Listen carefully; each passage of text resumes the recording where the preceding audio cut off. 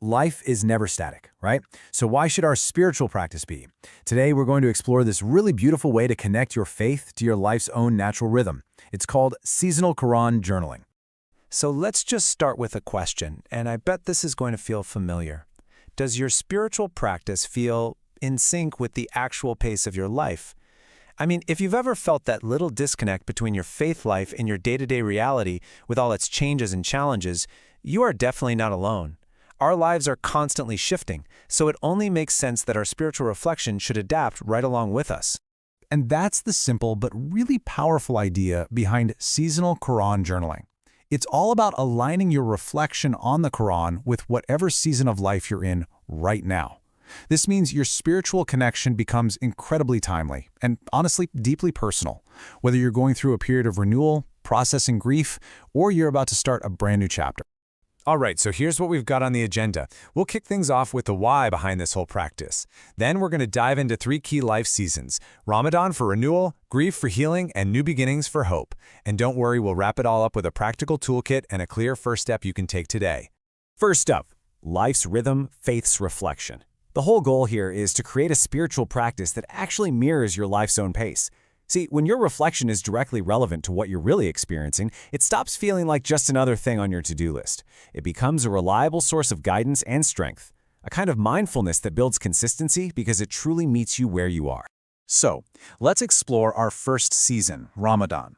For so many of us, this is a natural time of renewal, right? A time of intense spiritual focus. And that existing energy, well, it makes it the perfect opportunity to go deeper with our practice, through journaling, to really channel that focus onto the page.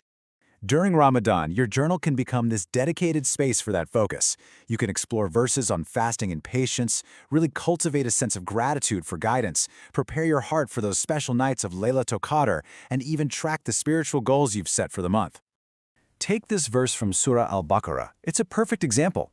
It isn't just a rule about fasting. It's an invitation to reflect on the purpose behind it all, that pursuit of righteousness or taqwa. That makes it such a powerful anchor for your Ramadan reflections. So how do you actually do it? It's pretty simple. You can break it down into 3 stages. You've got a daily reflection on a specific verse during the month, a little prep entry you do before Ramadan to set your intentions, and then a post-Ramadan reflection to capture all the lessons you've learned and decide what to carry forward. So what does this actually look like on the page? Well, imagine you're reflecting on that verse we just saw. You might ask yourself, okay, how can I be more mindful in my daily tasks, not just when I'm abstaining from food and drink? The key is connecting that thought to a real, tangible step, like I'll plan a small habit of reflection after each prayer. And that's it. That's how insight turns into real action. Now, from a season of renewal, we're going to turn to a tougher season, one that many of us will face: grief. This is a season of healing, and journaling can become this incredibly gentle yet powerful tool for processing loss and finding comfort in our faith. When you're going through a loss, your journal can be a truly safe space. It's a place where you can be completely honest with your feelings, from shock and sorrow all the way to acceptance. It becomes this private way to honor the memory of loved ones, to reflect on life and death, and to seek solace in that powerful concept of sabr, or patient endurance. Verses like this one from Surah Al-Baqarah can be such a profound source of strength. It acknowledges that loss is a test, a guaranteed part of life, but then it immediately offers this incredible hope, a promise of good tidings to the patient. This can be a really powerful anchor when you're navigating the storms of grief. But where do you even start? Sometimes a blank page can feel a little intimidating, so these prompts can help guide your thoughts gently. Just asking, what am I honestly feeling today, gives you permission to be vulnerable. And then following it up with, what lesson does this verse give me, helps connect that feeling directly to divine wisdom. So putting this into practice might look something like this.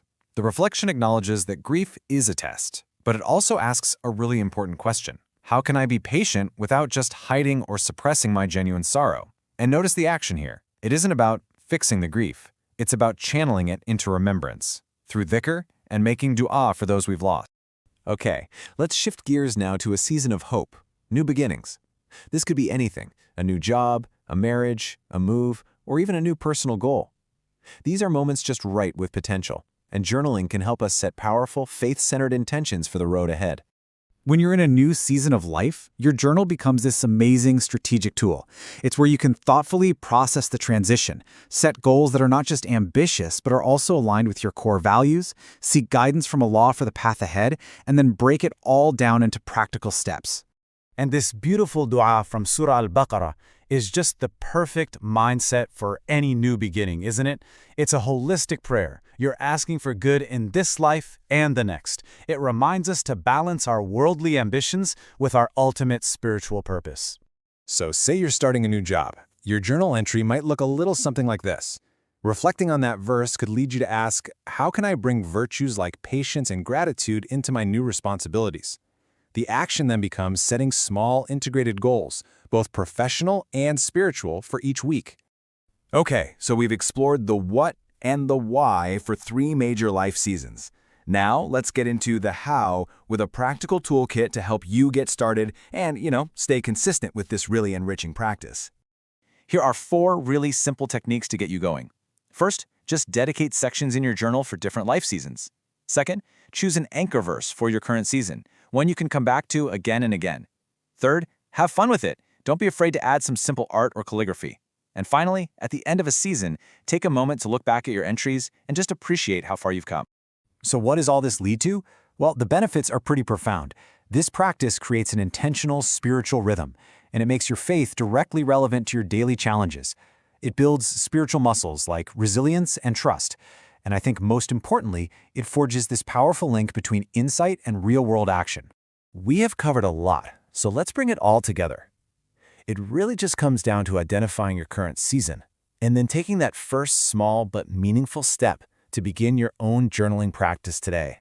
Ready to start? Okay, here's a super simple 4-step action plan. First, just identify your current life season. Are you in a time of renewal, healing, a new beginning? Second, choose just one verse that really speaks to you right now. Third, commit to only 10 or 20 minutes of journaling for the next few days. And finally, in each entry, try to include a reflection, an insight, and one small actionable step. So I'll just leave you with this question to think about. Which season are you in right now? And based on everything we've talked about today, what will your very first entry be? Remember, the journey always begins with a single word.